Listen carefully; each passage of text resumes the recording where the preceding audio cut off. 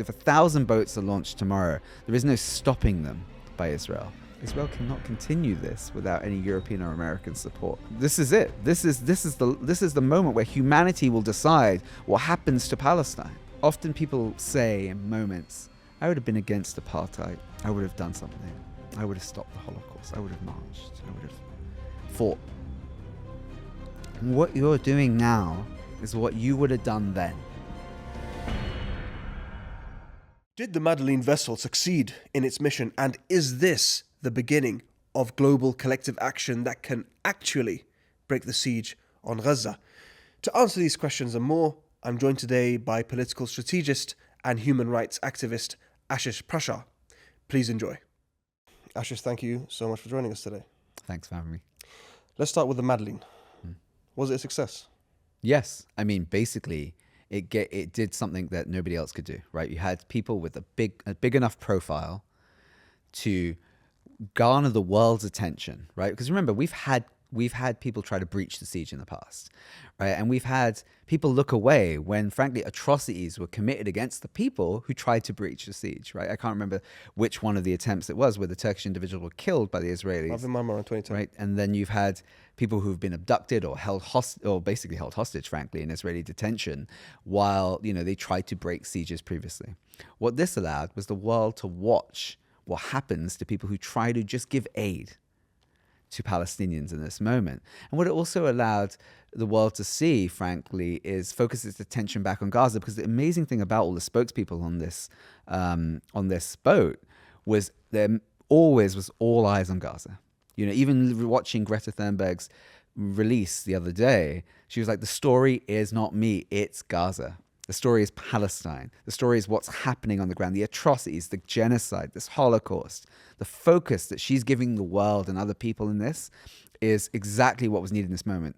What actually needs to follow is no more like, hey, we need to get permission to go sail to Gaza. What we need now is literally people to get on a boat and get to Gaza. Like there is solidarity from all across Southern Europe, frankly. Everyone has a boat. And what would be a really interesting follow to this isn't just the flotilla movement itself sending their bigger ships to actually feed Gaza.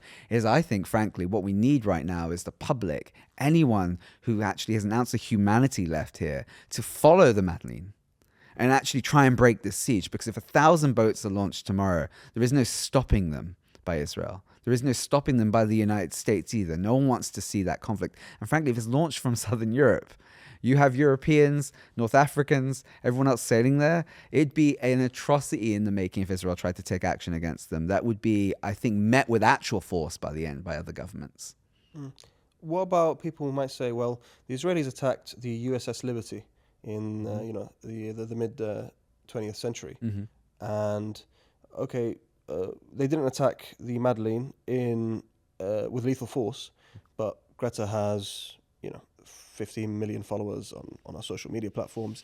They have an MEP on board, but if it's regular people, what Israeli track record suggests they might react otherwise. Well, that's why I said we need to launch 1,000 boats. We need to launch everyone. There needs to be some coordinated effort around, hopefully, the flotilla organization, the Gaza flotilla movement. There needs to be a coordinated effort to launch 1,000 boats to go there, because yes, they would willingly attack you or me on a boat. Even with all the work I've done, still attack me. It's insignificant. She has a platform that is huge, but the reality is that if you launch 1,000 boats and the world is watching, you can't take your eyes from that.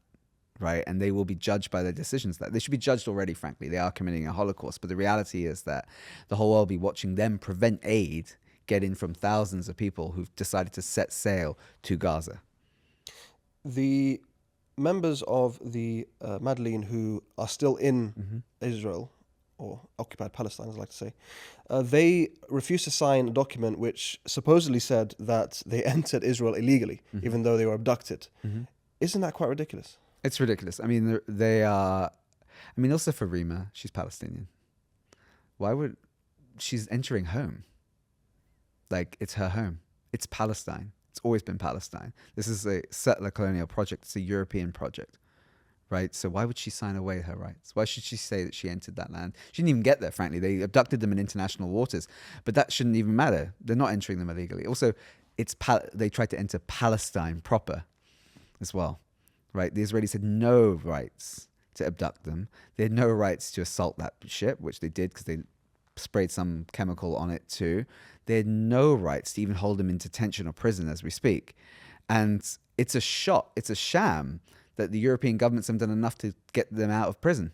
It's a sham that European governments haven't demanded their immediate release. It shows you what for all the talk that you've seen from Starmer, Macron about how we suddenly care about starvation and the atrocities that are taking place in America, their actions are meek.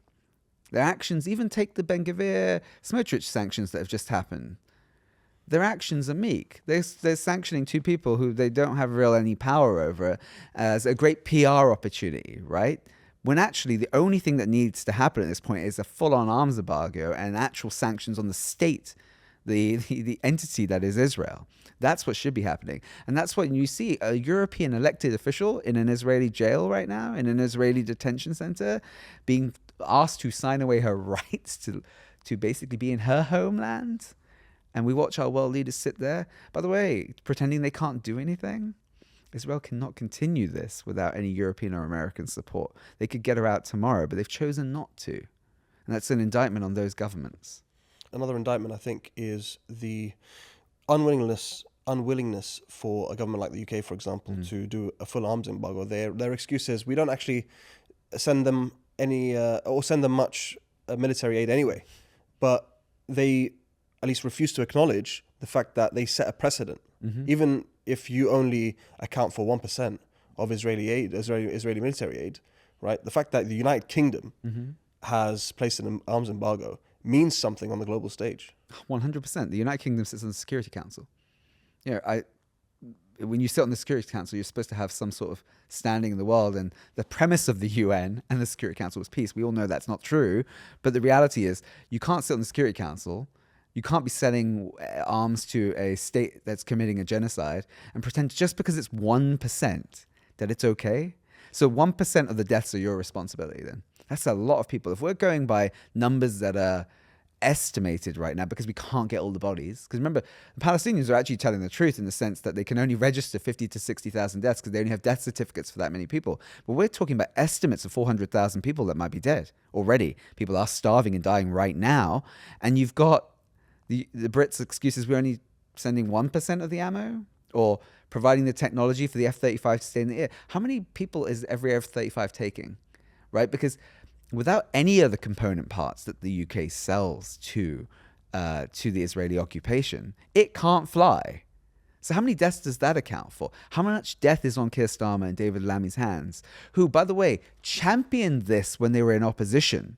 Let's not forget, and no Brit should forget, that Keir Starmer was on live radio and advocated for the starvation of Palestinians, advocated for Israel's so-called right to defend itself from a population it occupies, which is illegal. And by the way, no state, anyone who knows anything about international law, has the right to exist. Let's have this conversation out in the open. People have the right to exist. This whole narrow-minded thing they want the whole of the West to look at this whole issue through is a way for them to wash their hands of any responsibility for this. We have to remember the person who is our prime minister now, frankly, did more in an oral way, in a PR way to defend Israel's actions that are taking place today than even the guy who was prime minister. While he was still sending them arms, Starmer was on radio supporting it. Yeah, and what he did is he lifted that pressure that the opposition should have had on the government, leading the government to go even further than they would have had Labour actually took a principled stance from the beginning. 100%. It is shocking to me that the Labour Party, by the way, has basically gone all in on this genocide, right? When I left the UK over a decade ago, I think we'd just seen Corbyn's movement rise up in there, and also Labour historically has been anti-apartheid, anti any of this, and watching Labour be co-opted by the heirs to Blair and frankly slaughter of people in the Middle East is disgusting. But even take David Lammy. I mean, look, you only have to look at his speeches. You only have to look at his speeches to say how much he was anti-Israel before deciding to get a Foreign Office job. This even goes as far as Sadiq Khan. The guy was so pro the ceasefire and restricting Israel's actions. They gave him a knighthood, and he suddenly said, well, now there's a ceasefire, people should go home. It takes just a job and an award, an honor. That's all it takes for these politicians to suddenly stop talking about Palestinians' lives. Like, people should look at all of them and see their actions in this moment. Frankly, the only person that's speaking out and organizing in Parliament is Kit Malthouse. Kit Malthouse, a Tory who worked for Boris Johnson. He's done more in the House than in the senior circles. Obviously I know Corbyn's been ousted and put to the sidelines as independent, but in the two main parties, Kit Malthouse, who served as the head of policing and home affairs under Boris when he was mayor, and then in the Home Office, he is doing more to mobilize senior politicians in both parties than anyone in those two parties that has historically spoken about Palestine. That should be an indictment on the Labour Party right now. They should be the party that's moving against the Israeli occupation, but also calling for a complete sanction and boycott of the state. Have you been perusing Twitter recently since the whole Madleen thing? I can't say I have been, exactly. Well, I've got obviously you have the two tabs. You've got the following tab and then the For You, whatever it is. Yeah. And it's all Zionists, right? And the things they come up with to either trivialize or speak down to Greta and the others on the Madleen. And I read somewhere, someone said they attempted to breach a legal blockade. This is somewhat of a pattern. We've seen some outrageous statements coming from that camp. How would you evaluate the kind of propaganda that we've been seeing around the Madleen, maybe, and maybe around other things as well? I mean, Israel's propaganda is well known. They have a whole unit called Hasbara. So everything they say, they know they can get Western media to just like bite and keep that narrative going. The interesting thing is, if we take this a step back to the beginning of this latest slaughter of Palestinians, frankly, because this has been going on for 70 plus years, but the reality is, let's just even go back to October 7th. They have always had control of Western media. The reason the world hasn't united to free Palestine is because every time they've done something horrible in Gaza or the West Bank or any occupied land, frankly, Palestinians in occupied 48, is because the West will parrot Israel's line. They were slow and they were arrogant. And this is going to be their undoing. Their arrogance, frankly. They didn't realize that people were consuming a genocide through their social media platforms. They were watching Palestinians being blown to bits, tortured, shot through Twitter, through Instagram, through TikTok. It took them a year to fix the algorithms to help them, but it was gone. And now they're just doing it again. But the problem is the moment's gone. Think about this. The polling that's come out in the last couple of months has shown, let's take the UK, that 60% support the Palestinians, or whatever it is now. I can't remember the exact number. That is with all the UK's mainstream media's propaganda. Could you imagine if Sky News and BBC weren't even pro-Palestinian, just showed the genocide for what it is? I think everybody would be calling them what they should be called, today's Nazis. I don't think we'd even be having this conversation. I think we would have a full-on, the public would be asking our government to intervene, right? They are that hated while controlling the media. Nothing they do on social is cutting through because it's too late. People saw through their lies within a week of this. People saw through the lies of October 7th really quickly. By the way, if you want a really good comparison, just look at Israel's press and look at our press about October 7th. Israel's press said there was no beheaded babies within a week. We were still parroting. President Biden was parroting that lie for months, that he'd seen images of beheaded babies. Now, I know his faculties weren't all there, but, he was just doing a job for Israel. The rapes. Israel's attorney general did a whole story in Haaretz. There were no mass rapes. Some of this stuff, by the way, was reported by Al Jazeera and other great journalists on the ground for other networks from other countries who said none of this happened. But obviously the Western media were doing their job. People saw it for what it was immediately, and Israel's behind. So they can sit on Twitter all day now and Instagram and change algorithms and do everything they can to force companies. But the moment is gone. And the world sees them for who they are, which is today's Nazis. And there's no other way to... I don't even know if Nazis they are Israelis. And that should what they are. Israelis should be known synonymous for words for people who commit a Holocaust. I mean, Nazis is not shouldn't even be a comparison at this point, right? They are setting the bar for a new atrocity, and this is what they should be remembered for as a society. Especially since throughout the genocide and the Holocaust, they have done multiple polls which showed overwhelming support for what was happening in Yep. Gaza. 2 weeks ago, 82% still support the ethnic cleansing of Palestine, not just Gaza. 82%. So they don't want a Palestinian in occupied 48, the West Bank, or Gaza. Like, that is what you need to know about Israel. And you're going to get people who say, well, there's liberal Zionists who don't believe in the government. If by the idea that you're a Zionist means you believe in the occupation of that land, right? It doesn't matter if you're liberal, right wing, or like centrist, whatever political analogy they want to come up with, right? A liberal Zionist is no different to a Zionist who wants to ethnically cleanse it, because if you believe in Zionism, you believe in stealing the foundations of the theft of that land by its very nature. So you believe that Palestinians don't have a right to be there. You can be kinder to them. Isn't Bernie Sanders a liberal Zionist? Let them have a tiny, ghetto, but like we still think Israel has the right to exist. I mean, by the very definition, you don't believe Palestinians should have a right to exist in that land. But, considering the fact that the West has shown so much support for Israel and for the genocide, can you really envision a future where the West divorces itself from this cancerous entity? Yes, because I think the public's had enough. I think we're at that point, right? You're seeing things happen all over the world right now. And there are multiple layers of this, right? And you can see it through sentiment, obviously. Like, the protests are one barometer, but I always go like how people react to news. And just recently, you obviously saw these 2 Israelis who were shot in DC and killed, right? That would be in the news for weeks. Previous to October 7th, previous to Israel's atrocities, previous to the massacres that they're doing right now, daily, day in, day out. It was in the news for 2 days. No one cares. No one literally cares. And they shouldn't care. Right? I think about this. Would anyone have mourned a Nazi being shot?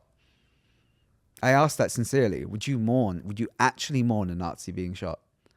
I don't think I could get someone to say yes. Right? Like, there is a saying in America from the black community, it's always good to punch a Nazi.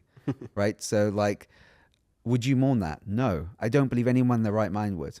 These people have, if you looked at their social media, from what what was not covered in like the CNNs of the world, they were cheering on a Holocaust. There's various posts where the individuals were like laughing at children being decapitated. Are you asking people to mourn that? No one should be. And the fact that it was in the news for like 2 days says everything you need to do, because everyone pushed it like it was equal to the massacres that were happening in Gaza. It showed that the public didn't care. And you want to know, people, I'm not saying people should celebrate this. I'm saying that the Western governments, our institutions like the United Nations, the ICJ, the ICC, have failed their duty to hold Israel accountable, to stop the massacres. So the public are fed up. The public are. And the other thing that people need to start worrying about is the public in every country are going to start to take action into their own hands. It's actually going to be in government's interests, from the UK to Malaysia to Japan to Brazil, to ban Israelis from traveling anywhere in the world. Because guess what? You don't know what's going to happen to them on this soil. One, why would you welcome a war criminal, firstly? I'd ask those governments today, would you welcome someone who has massacred children? Is it comfortable for you to welcome someone into your country who might have raped a Palestinian in detention, who's now hitting on a woman in a bar in your country? Would you welcome someone who might have massacred a school in Gaza, a whole kindergarten worth of children, and then give them a visa to become a teacher? Is it not safe now to ban them? You should prosecute them, but the very least those governments need to do is ban them, because you're going to see more and more of the public take action every day to hold accountable the people who've committed today's Holocaust. And that is the only response the public have left, because their institutions refuse to do it. You're watching the Hindu Rajab Foundation ask governments to enforce prosecutions of known war criminals, people who've posted their war crimes, people who've shot children, posted it and said, I've done this. And the governments have said no, or delayed it, let them get out of the country. So what are the public going to do? So it's the government's interest, frankly, to ban Israelis from ever leaving that territory until they're held accountable for their atrocities. It seems like the Israelis are aware that the public around the world have no more patience for them. Mm-hmm. But instead of looking inwards and trying to ask the question, have I done something wrong? It's immediately, oh, I'm a victim here. Yeah. Because of my ethnicity, because of my religion, I'm now being targeted. Instead of because of the fact that I'm, not only is my country committing a genocide, the vast majority of the residents in this country support that genocide. Mm-hmm. Not just support it, have participated in it. Because this genocide really does start with 48, right? So everyone who served any time in the IDF or the occupation forces in some way has participated in the ethnic cleansing of Palestinians, right? You could say that not everyone participated in Gaza or is doing what's happening in the West Bank right now, which is a slow ethnic cleanse. But what about 21? What about 18, 14, 10? Every time they go and bomb Gaza and kill 2,000 people, you know, we don't hold concentration camps guards or the people who made the machinery for the gas chambers. We don't give them a pass because they didn't do all the atrocities. If you are the air traffic control for the F-35, you are responsible for this genocide. If you are making parts to replace a vehicle that might be going into Gaza, like a wheel, frankly, for a tank, you are responsible for this genocide. We don't give forgiveness for those people who did that. And look, I'm a big believer in healing and reconciliation, but I don't think we have the tools in our society to deal with what the Israeli occupation is doing to Palestinians. Yeah, people will go, oh, if there is a settlement, they should live side by side. Are you going to feel safe living side by side with the people who just massacred 400,000 people of your people? Like, and suddenly go, it's going to be okay? Yes, there is a place for reconciliation and healing, but it doesn't start there. It starts with justice and accountability and making them see their crimes and actually being held accountable in whatever form that looks in the future. But that has to happen first. And they are always going to play the victim card. They've been able to sell that brand to the world for 70 years. You can't say anything because, you know, hey, a Holocaust was committed on their people. By the way, all Zionists didn't come from Europe originally. They didn't come from the Holocaust specifically. A lot of people came from the US. They wouldn't suffer the Holocaust. A lot of Zionists have come from all over parts of Europe that weren't hit by the Holocaust. So just to be clear, like, you know, yes, they're European settlers, but the reality is that a lot of Zionists today and have descended, not all of them descended from the Holocaust, right? And they also demean the Holocaust by comparing everything to that. Right? By saying making them feel uncomfortable is anti-Semitic. Making them feel uncomfortable means you support the Holocaust that happened to their people.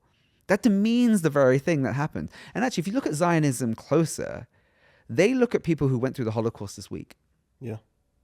Never forget that part. They don't hide this, by the way. They talk about this openly. The Western media and the Western institutions hide that for us. They look at them as the weak Jew, and the Israeli Jew is the powerful Jew. We'll never let that happen again. No, and the reality is this has never been about being Jewish. Like, anyone who knows anything about Palestine, hey, there's lots of archival British records that land was populated by Jewish, Christian, Muslim people not religious, for centuries. The Holy Land was for everyone before it became partitioned by the West, who gave Israel land, or gave the Israeli settlers land. It was a home for everybody. They decided to ethnically cleanse it. Zionism decided to ethnically cleanse it, not the Jewish faith. Yeah, it's a crossroads for empires, for civilizations. One thing about the conversation around European settlers or European colonizer is the fact that a lot of Zionists say, okay, you accuse us of being European colonizers, but a lot of us are from the Middle East. Well, newsflash, if you're brown, you're still a colonizer. You know, just because you're a different color. Yeah. You know, there were Indians who worked for the British East India Company. 100%. Like it's also like, come on, not all skin folk are kinfolk. Like, like, let's just be honest. Like, people can function as a in service of empire, no matter who they are. The Indians in East Africa are a great example of that, right? There was like, a whole Indians were promised a better life if they served the empire in East Africa. So there was almost like three tiers of citizens, right? There were the British, who had the upper class, and then the service sector would be the Indians, and then the lowest sector would be the blacks in their own country. Empires created very complicated situations, deliberately designed to remove themselves, frankly, from all the atrocities. They send other people to do their work for them. In fact, what's really fascinating to me is the amount of like, I guess, Ethiopian Zionists and other people who are black and brown, who they send as the front line to Gaza. They have no problem letting them die. They're cannon fodder. A very similar thing to the United States, by the way, who recruit heavily in black and urban neighborhoods that are deprived and deliberately kept poor, by the way. So their only choice is to join the military to get an education, to get an out from what would be like a horrible existence in some cases. They do the same thing. And who is cannon fodder in Afghanistan and Iraq? Black and brown faces. Yeah. Right? Empire does it to everyone, and Israelis are no different to the United States or the British before them. And also what's funny about the British is like, one of the reasons they were successful in world wars was principally like millions of Indians on the front line. They don't tell that story at the cenotaph. Yeah. Another thing about the Zionists is they glorify figures like Theodor Herzl. Yeah. But essentially what he did is he sold the Jewish people into servitude for the empire. He said, let's build a colony on the periphery of empire so that we're on the front lines, so that we can have our state, so that we can copy the European nation state model. But essentially what he did is he sold the Jews into servitude, and now they're fighting. It's a bit more complicated than that, but they're essentially they're on the front lines for American empire in the region. Yeah, I mean, they're the front line of the empire in the region. I mean, at this point, I think they're partners in this empire, this excursion. I mean, it's also like, I think of the way recently Trump did his visit to the Middle East. Israel is their base.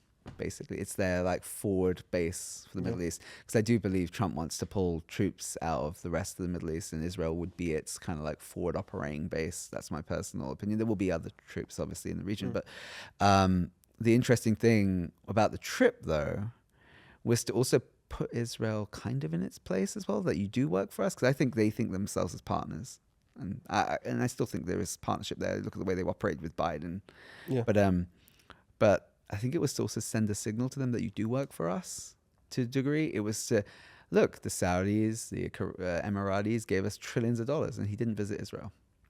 And it was very deliberate. It was to say, look, I control the Middle East without you, and I didn't have to fire a shot. And that was his way of sending a signal to them that I'm the boss. We're partners, but I'm the boss. It was reestablishing something that his predecessors couldn't do, frankly, because they wouldn't do that. They don't want to have relations with the Qataris or the Emiratis or the Saudis in the same level, so openly at least. Yeah. And it was his way of saying, yes, you all, work for me, but it's kind of like, telling Israel that we have other options too. Yeah. They're not suddenly going to walk away from Israel. No. That's not what I'm saying. I'm just saying they were just putting them in their place a little bit. Yeah, we kind of saw that at the beginning of the Trump administration, when Witkoff went to Israel to secure the ceasefire, and he told him, well, they said Netanyahu, no, I don't care. I mean, look, the reality is that like Trump, what I say about Trump is like, he's no different to any other American president before him, right? The thing I've always said is Trump is the mask off moment for the rest of the world, right? He's no different to Obama, than Biden, than Bush. He just doesn't do it with generous words and talks about democracy. He literally is telling you what they're going to do, and they're going to do it. That's been every president before him. They just cover it under the guise of something else. Oh, we're fighting terrorists, or we're trying to deliver democracy to Libya when we decided to wreck the country for the sake of wrecking it because they wanted to start their own currency, whatever, right? Like they literally go around wrecking the world and say it's for democracy's sake or the protection of the West or whatever. Trump just doesn't pretend. And the reality is he is America. And he's an embodiment of what American imperialism is. He just tells you what America is. Everybody else has better branding. Yeah. There's no other way of putting it. They literally have better branding. They they're more liked. Obama's a great example of the drone policy that literally took thousands of lives. Weddings were bombed, everything across the Middle East. But no one, the US would never talk about that. People don't talk about it. Like they're like, oh, he's the good guy. Oh, don't we miss the Obama moment? No controversies in the Obama time. Well, yeah, if you're not in the Middle East, yeah. Libya just ended a country, that was one of the wealthiest in North Africa, like just crippled it. Like no controversies. Let's just pretend he did nothing wrong. Yeah, but that's also like the price of American comfort is the destruction of the world. This is the thing with liberals in the United States and even people like who get to the left a little bit. It's like their comfort, it means lives lost everywhere else in the world. Trump just tells you that's what their thing is.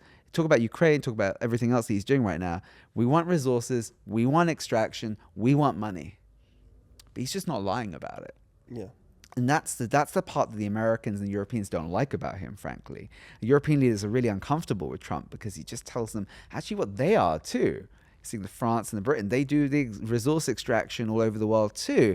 And the reason they don't like Trump is he just tells the world that's what the West's about. Yeah. I mean, with the Europeans, I guess the relationship was before is like, we know you Americans, we know you guys are in charge. Yeah. Like, let's have like a little bit of a veneer of, okay, we're kind of equals. And Trump's like, I'm the king here. Yeah. You only have to look about that, the way he's operating on all the deals he's working on right now, right? It's the Ukraine thing. He's, for all the press conference, you see Starmer and Macron do with Zelensky, but they're not in the picture in the discussion. They're not at the table.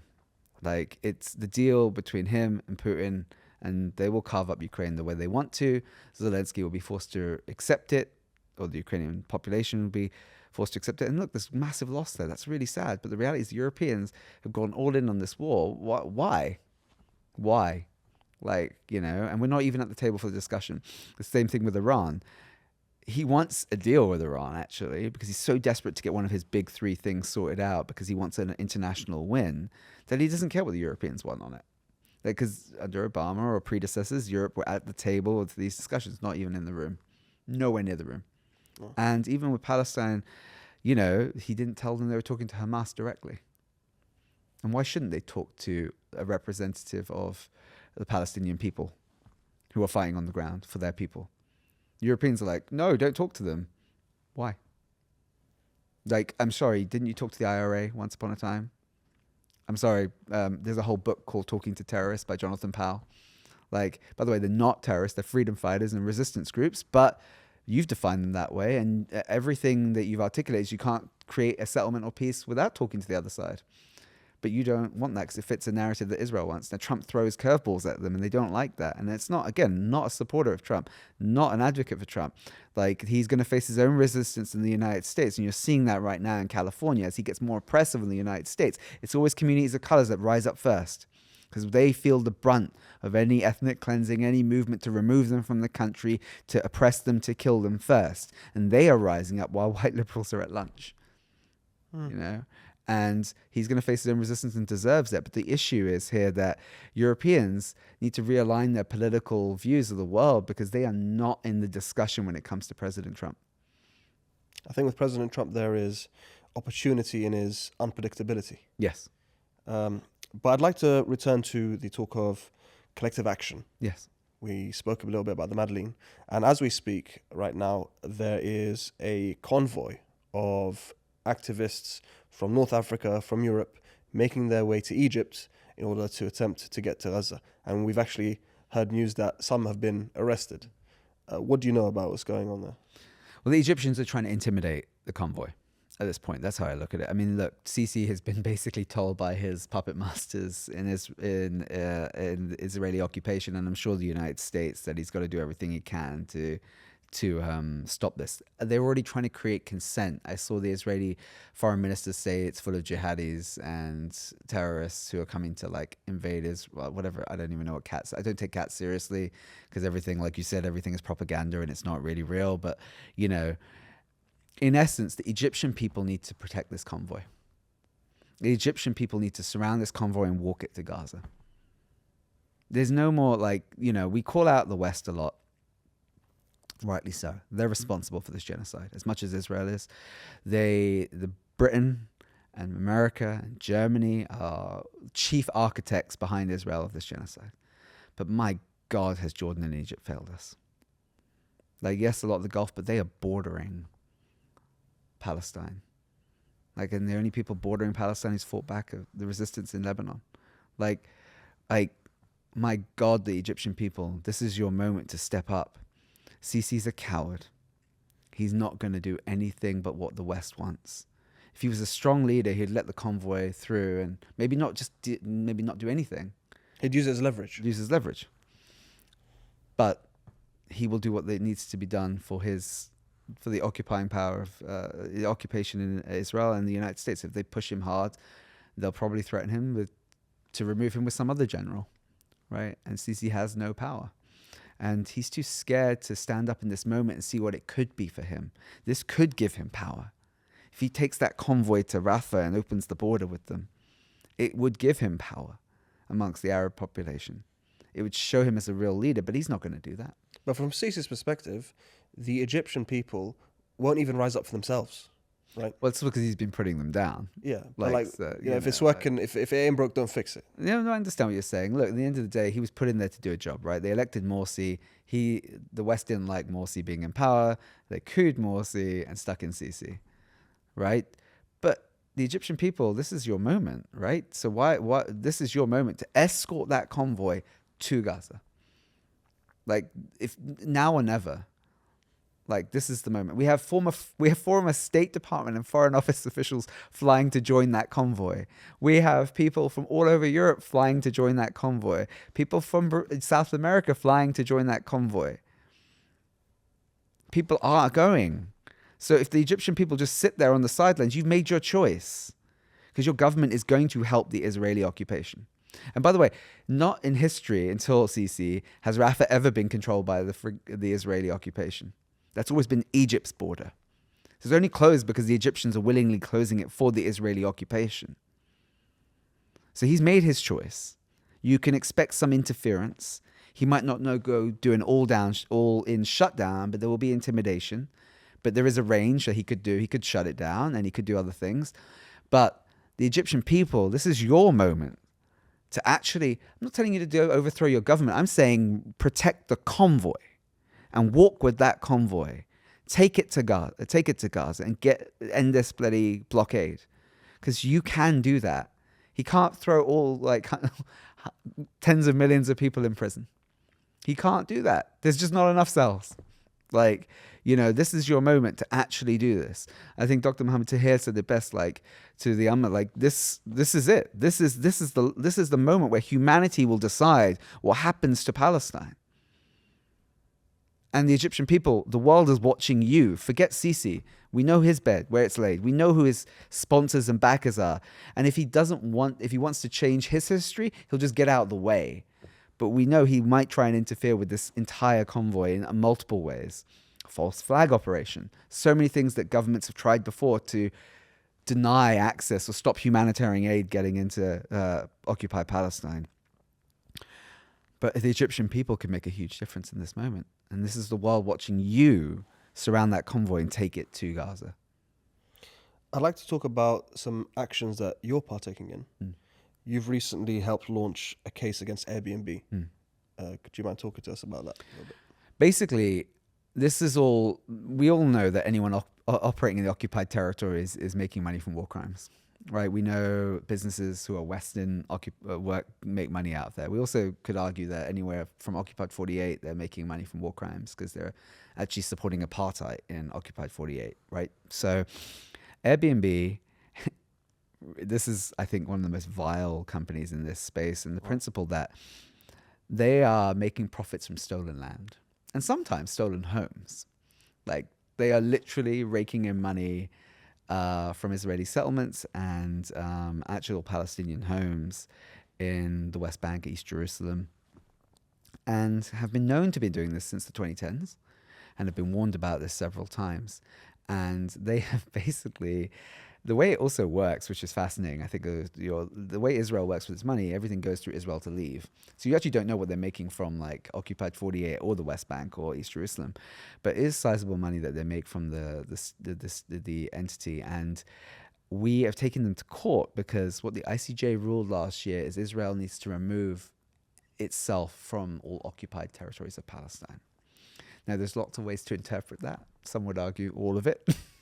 I would argue all of it. But like, let's just go with the West Bank, East Jerusalem. I guess the Golan Heights would throw into that. And then even though it's Syria, they asked them to remove from all occupied lands and even Gaza.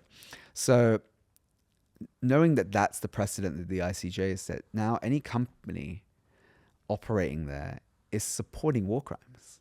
Any company operating there is making proceeds, money laundering from war crimes.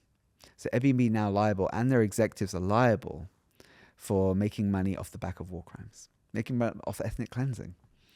And the ICJ specifically ordered states and entities to do everything they can to stop the financial and political support of the occupation of those lands. So right now, Airbnb are in breach of that by listing properties that are in the occupied territories of Palestine. And their response to this is that we make money from these properties and we donate it to a foundation dealing with disputed territories. Goodness. Which is fascinating because they almost admit that they are supportive of the Israeli occupation. They donate it to a charity that deals with disputed territories. There's no dispute.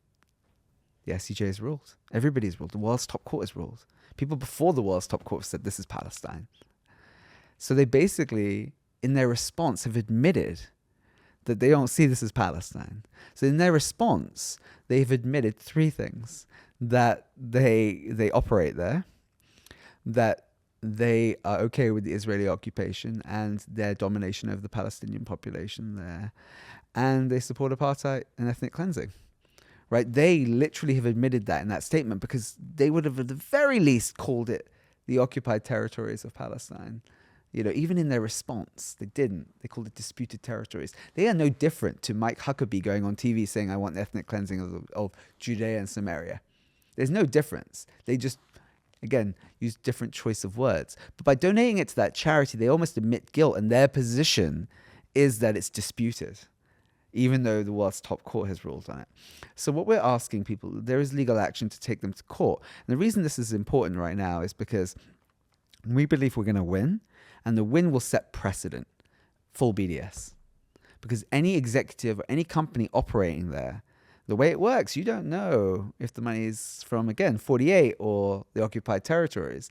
So any company that has any presence in the occupied territories can't say that, oh, I make this from Tel Aviv or Jaffa and I make this from East Jerusalem. They actually can't tell when the money comes out. So it's actually safer for executives and boards to leave occupied Palestine in its entirety. Otherwise, you should be in the slammer with Keir Starmer and everybody else for supporting war crimes. This isn't fine territory. This is criminal at this point. Executives, boards, shareholders are liable for these war crimes. And that's why this case is so important. What the public can do to support this is literally boycott these platforms at this point. Look, I know this is holiday season we're about to walk into, right? There is a whole host of things you can use that aren't Airbnb and Booking.com as well. There's another culprit here. But there are a whole host of platforms you can use to book your holiday. One, frankly, anyone who is booking a holiday to occupy Palestine right now is insane. I'm just going to put that out there. Like, they're committing a genocide and ethnically cleansing that land. So I don't expect people to be booking that. But the way you can support this is not use their platforms in their entirety. Their Airbnb team support the ethnic cleansing of Palestine. You should not be booking a trip to bloody Portugal and using one of their homes. You're also doing a case against Biden, I heard. Yes. What can you tell us about that? So in essence, a beautiful thing, I hate to say this, happened with the internal craziness that is the United States of America. So what has historically happened when chasing US and foreign leaders for war crimes is you always are told by your court to seek justice in the country they're in. Not often because the United States is not a signatory of the ICC, or they don't really respect international law. Trying going after an American president for war crimes has historically been very difficult. People have tried to go after Bush. But Trump appointed Supreme Court ruled last year that the president cannot be held accountable for actions while in office. And I look at that as crimes while in office. That's how I would look at that. This ruling was really done to protect President Trump when he was not yet elected, because people have been going after him for legal stuff and corruption and domestic terrorism for the Jan 6 stuff, which is right, by the way. But what it ended up doing was gave international lawyers permission to go after these individuals in any court in the world, because you can actually now point to the Supreme Court of the United States and says, we cannot seek justice in the United States. We cannot get Antony Blinken, Joe Biden, Jake Sullivan, Brett McGurk, Matt Miller, Karine Jean-Pierre, any of these people who sat on platforms and advocated for genocide, who wrote the policy, who articulated lies about 40 beheaded babies or anything else that created consent and provided the weapons to do those atrocities. We cannot seek justice in the United States. And we can't do it in the ICC because while there is a case in the ICC, they don't respect the ICC. In fact, they're trying to break the ICC as we speak. But there's a hell of a lot of countries with war crimes laws in Europe. There's a hell of a lot of countries with war crimes laws all over the world that are in domestic laws. So we are seeking justice in countries in Europe after these individuals. So we're launching a case, a collective case in multiple jurisdictions to go after Biden, Blinken, McGurk, Sullivan, Matt Miller, and John Kirby. And the reason some of the spokespeople are in there, they literally created the consent. The things we didn't do after Iraq. We didn't go after Alistair Campbell. The fact is that he has a show right now that people love him. Who wrote WMDs in this country? Who wrote it in the United States? Nicole Wallace for George Bush. 2 press secretaries, communications directors, who now have famous TV shows in both countries. They shouldn't have that reborn moment. They should be serving time for massacring 800,000 Iraqis. The spokespeople are as important as the politicians. The policymakers like Brett McGurk and Jake Sullivan, who are the reason, architected this genocide, who made sure the certain weapons got there, are responsible for this. And the reason we're only going for those individuals, we have records to show that they are culpable. There are many people in that administration who should be behind bars. There are many people who should be held accountable. But we're going after the people that we can get in court. We're going after the people that have a record. The politicians, the easy ones, right? We're going after them because if we don't hold them accountable, we're going to do what happened with Iraq. Gaza's possible because we did not put Bush in a cell. Gaza's possible because we did not put Blair in a cell. We didn't say that was not okay. We didn't do our job to hold them accountable. Institutions, I'm not asking all the public, institutions, Obama's whole thing was water under the bridge, we need to move on as a United Nation and blah, blah, blah, kumbaya. If people ask me what Obama's biggest atrocity was, it wasn't any of the other stuff. That was it. He let Iraq go. He said it was okay. Like, not okay, but he's just like, we're going to let it, it's behind us. That set the scene for today. That's the reason they can be they don't believe that there's ever going to be accountability. That's the reason they can massacre children and women and men and think that nobody's going to do anything. Because we didn't do anything.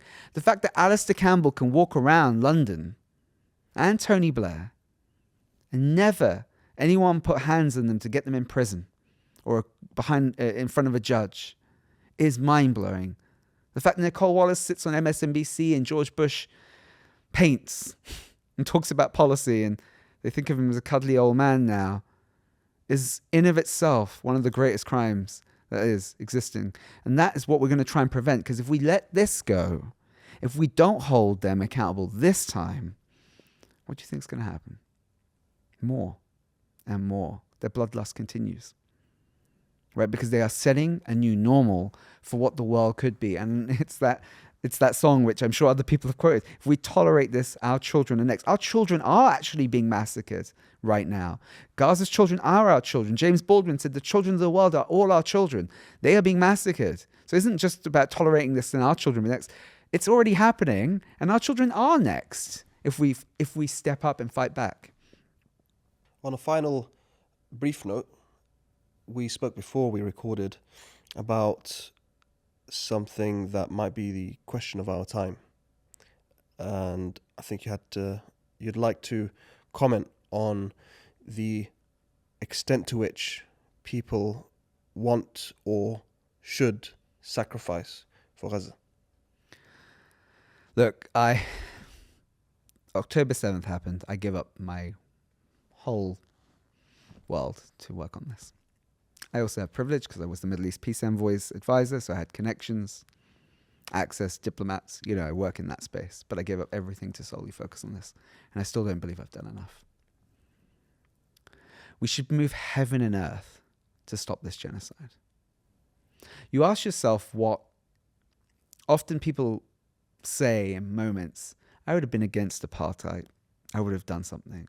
I would have stopped the Holocaust. I would have marched. I would have fought. What you're doing now is what you would have done then. So don't tell people you would have fought to stop the Holocaust.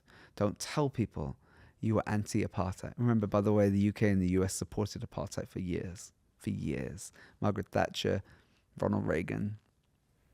I think Mandela was still on a terrorist list in the 2000s. So to be clear, 2008, a lot of people. Yep, a lot of people. So when you say all these cuddly statements that you would have done these things, well, this is what you're doing now is what you would have done then. And what we're prepared to do, we should be throwing everything at this. Celebrities who are being applauded for doing the bare minimum and making a statement. I welcome the statement, but it's time for action. There's no difference to you and Keir Starmer saying, it's gone too far. Why are you not on the next boat? Right? We just watched a 26-year-old girl who's neurodivergent, who then got tortured by Israel when they were there, because people don't understand torture, right? For a neurodivergent girl to be kept up for 2 nights or a night and being constantly kept awake, it's literal psychological torture. And I have millionaires who are celebrities who post something and then retract it because it might have gone to, you're not doing enough. The public, shut the country down. Because the one thing that I've learned is that the one thing that affects change is money. The one thing that affects change is the economy. Shut this place down. Because why we can't all go on that march. A lot of us should try to get there, because I think they're going to stop a lot of people from getting there. Well, we can't all get on boats. Our responsibility in the West, I can say, is to stop our government's support of these atrocities, stop our government's support of the Israeli occupation, and frankly, to make sure that we end the occupation of Palestine 48 in the end, because it is an entity that was founded in genocide. It was an entity founded in ethnic cleansing. Our responsibility is to shut this place down until they change. Not pay your taxes. They can't lock up 60 million Brits. They can't lock up 200 million Americans. I say 200 million because population's double that, but kids, They can't do all that. I watch these marches that we have in London, which are inspirational. But I beg PSC to mobilize those people to actually take action. I'm not saying go and do, albeit Pal Action do a phenomenal job, but there are ways to shut this city down by just being a body in the way. There are ways to stop this genocide that everybody should be willing to do, because if we tolerate this, yes, your children are next. Everybody's are. Because the reality is, what you're seeing in the United States right now will happen here. You're watching President Trump round up minorities with his Gestapo and ICE. We're watching Keir Starmer create lists of immigrants. Right? Didn't they just deport legal British citizens in the last decade to Jamaica and everything with the Windrush? Because they can destroy your papers if you suddenly speak out, or if you're a race they don't like. They keep telling you what they're going to do. They're not hiding it. They do it.